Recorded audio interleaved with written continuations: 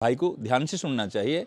एक ब्राह्मण नहीं, दो ब्राह्मण ने, करोड़ों ब्राह्मणों की जिसने हत्या कर लिया, करोड़ों गाय को हत्या कर लिया, गुरु पत्नी का गमन कर लिया, परस्त्री का गमन कर लिया। और ऐसे जो महान पापी है, और ऐसे पापी यदि आज ही निश्चय कर ले, अभी अभी इस समय, कहीं जाने की जरूरत नहीं, केवल बैठे बैठे निश्चय कर ले, मैं जो कर लिया था, आज से मैं ये पाप नहीं करूंगा, नहीं करूंगा, नहीं करूंगा, चाहे प्राण चले जाए मैं नहीं करूंगा।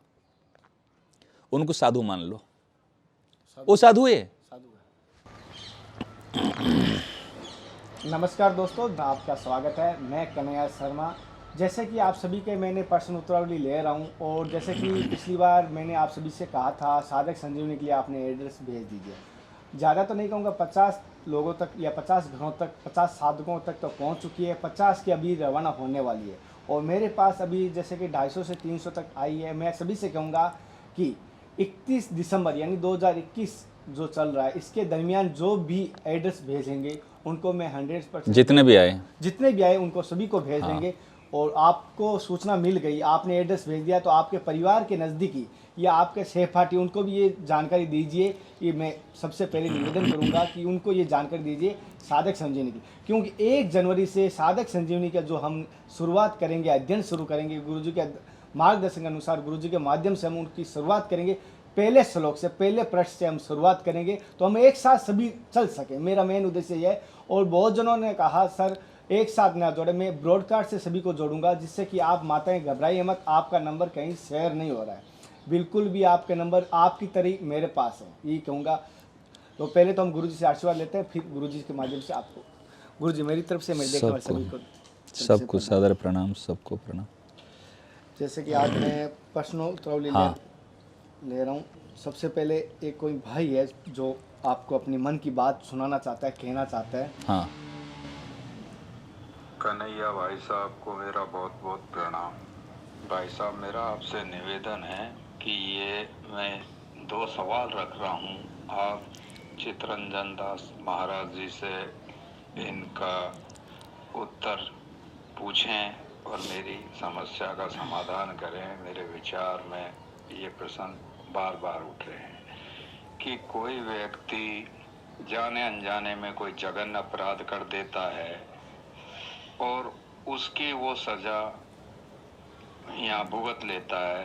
उदाहरण के तरीके किसी ने चोरी की या कत्ल किया और उसको सरकार ने, कोर्ट ने सजा दे दी और उसने सजा पूरी कर ली, और उसके बावजूद वो निकल करके प्रायश्चित करता है, सद्मार्ग पे आ जाता है, किसी तरह का कोई गलत कार्य नहीं करता है, तो क्या उसको मोक्ष मिल सकती है?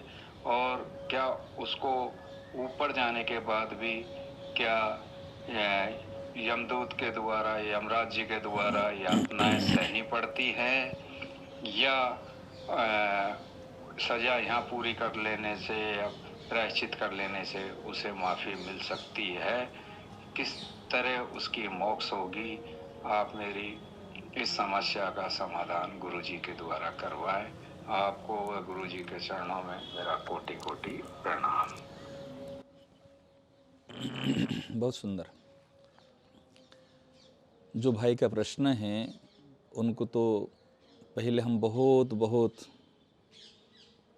धन्यवाद देते हैं और उनको भी प्रणाम करते हैं, कारण उन्होंने वास्तव में अपना कल्याण चाहता है।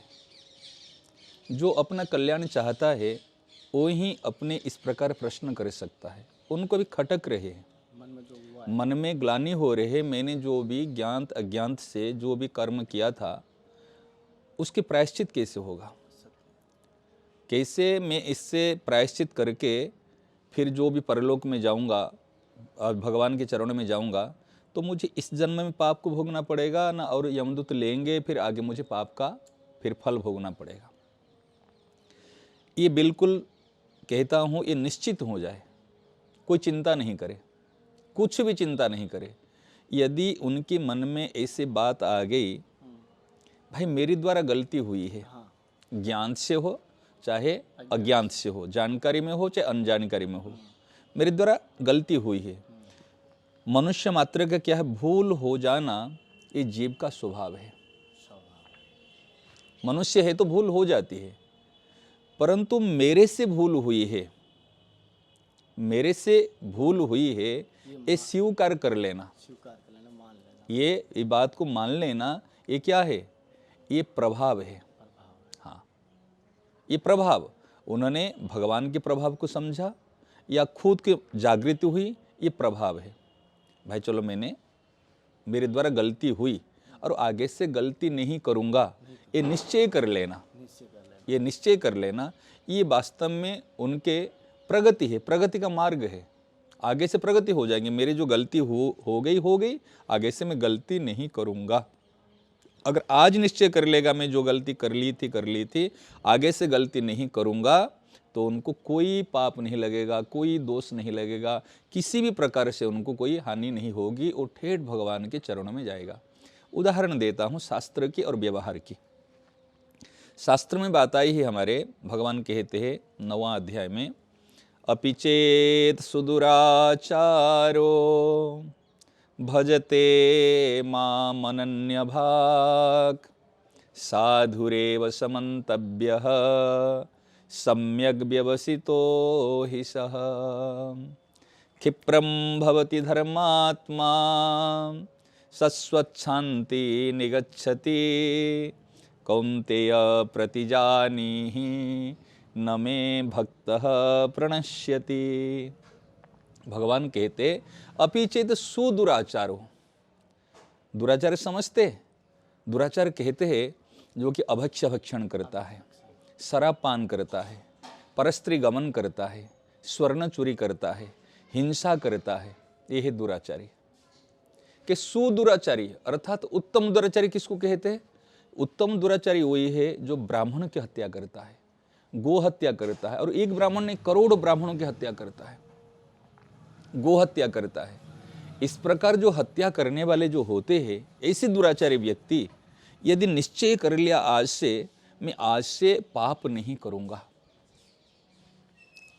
भाई को ध्यान से सुनना चाहिए, एक ब्राह्मण नहीं, 2 ब्राह्मण ने, करोड़ों ब्राह्मणों की जिसने हत्या कर लिया, करोड़ों गाय को हत्या कर लिया, गुरु पत्नी का गमन कर लिया, परस्त्री का गमन कर लिया, और ऐसे जो महान पापी है, और ऐसे पापी यदि आज ही निश्चय कर ले, अभी अभी इस समय कहीं जाने की जरूरत नहीं, केवल बैठे बैठे निश्चय कर ले, मैं जो कर लिया था, आज से मैं ये पाप नहीं करूंगा, चाहे प्राण चले जाए मैं नहीं करूंगा।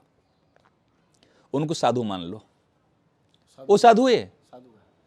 भगवान कहते हैं वो साधु है, जिन्होंने ऐसा निश्चय कर लिया वो साधु। कैसे? कोई प्रश्न करेगा महाराज जी वो तो तिलक कंठी लिया नहीं, कोई गुरु तो बनाया ही नहीं, ना कोई भेष है, ना कोई कंठी तिलक है, ना कोई उनके पास में कोई परंपरा संप्रदाय के कोई चिन्ह है, साधु कैसे मान ले? भगवान कहते, मैं कह रहा हूं ना, क्यों? उन्होंने सम्यक व्यवसितो हि सः, उन्होंने अच्छी तरह से निर्णय कर लिया मैं पाप नहीं करूंगा, अन्याय नहीं करूंगा, तो साधु बन गया। वो साधु है, केवल शरीर भेष मात्र के साधु नहीं। तो फिर क्या होगा? कोई कहेगा मैं तो लाख रुपया दान दिया हूँ, करोड़ रुपया दान दिया हूँ, अरे मैं धर्मशाला बनाया हूँ, तालाब बनाया हूँ, अन्न क्षेत्र बनाया हूँ, प्याऊ बनाया हूँ। हम कहते बड़ा धर्मात्मा है, कहते हैं ना बड़े उदार धर्मात्मा है, किंतु गीता जी और भगवान कहते वो धर्मात्मा नहीं है। बड़े बड़े दान पुण्य करने वाले के धर्मात्मा नहीं होते। क्यों? धर्मात्मा के मन में, धर्मात्मा की परिभाषा क्या है? धर्मात्मा वही है जिनके मन में शांति हो। क्या जितने सब लोग काम किए हैं उनके मन में शांति है? पूछो। अगर शांति नहीं, वो धर्मात्मा नहीं है। धर्मात्मा की परिभाषा उनके हृदय में शांति होनी चाहिए। परंतु अभिमान होता है, हमने इतना बड़ा काम कराया, मेरे नाम होने चाहिए, मेरा और कोई मेरे से आगे नहीं बढ़ जाना चाहिए, अशांत रहते, वो धर्मात्मा नहीं है। परंतु जो निश्चय कर लिया मैं आज से बुरा नहीं समझूंगा, बुरा नहीं चाहूंगा, बुरा नहीं करूंगा, बुरा नहीं सुनूंगा और बुराई नहीं देखूंगा, और किसने अगर आज ही निर्णय कर लिया, भगवान कहते क्षिप्रम, क्षिप्रम कहते इस चुटकी मारे ना, यूं यूं, यह क्षिप्रम। क्या कितना समय लगा?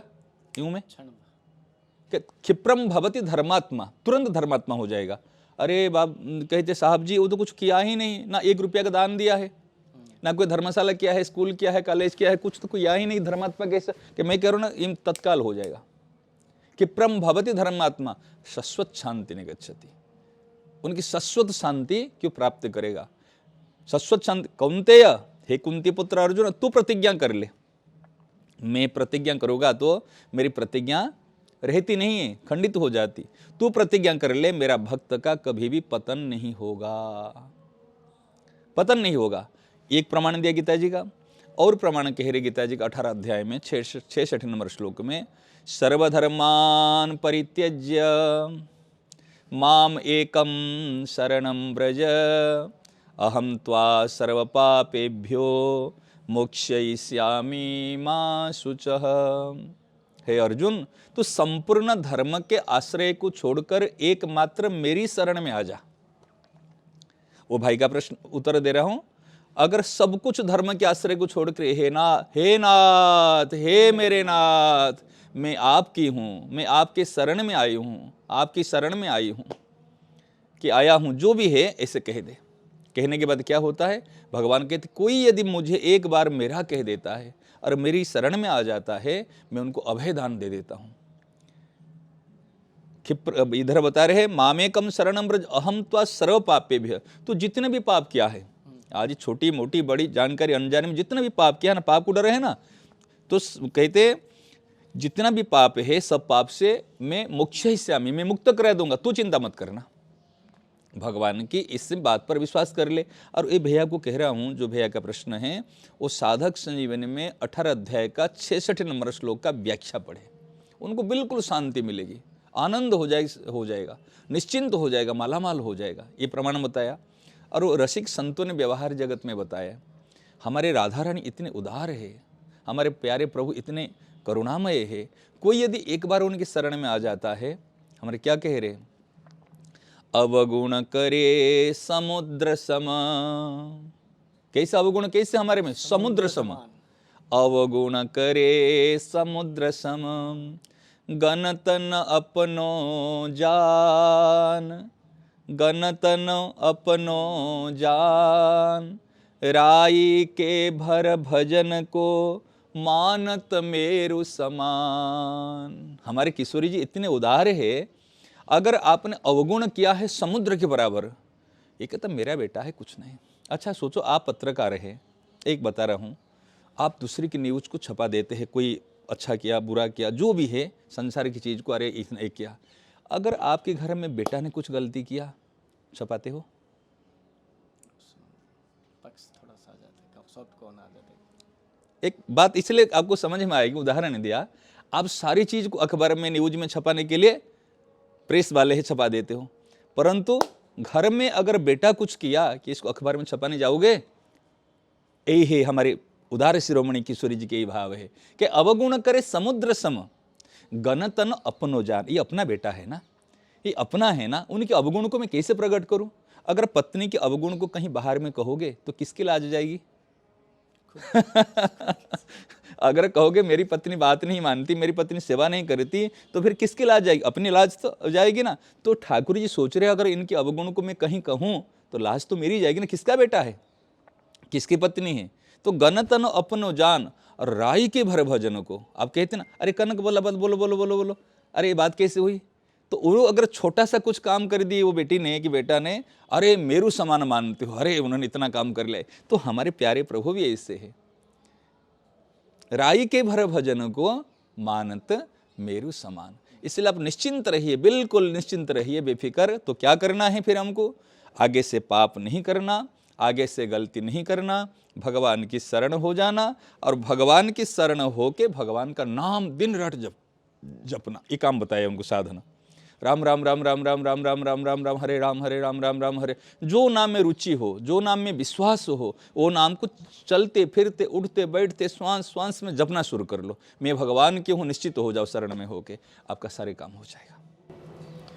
जैसे कि गुरु जी ने कहा है और साधक संजीवनी के बारे में बताया था, मैं हर बार कहता हूँ साधक संजीवनी आप अगर नहीं पहुँची तो नीचे दिए गए नंबरों पर आप व्हाट्सअप कर सकते हो अपना एड्रेस सभी से कहूँगा पूरा भेजें, पिन कोड के साथ, मोबाइल नंबर के साथ सही से एड्रेस भेजें। ऐसे नहीं कि टुकड़ों में एड्रेस भेजें, क्योंकि आपके अगर फिर गलत एड्रेस होने की वजह से यहाँ से भेज देता हूँ फिर आपके पास नहीं पहुँच पाती।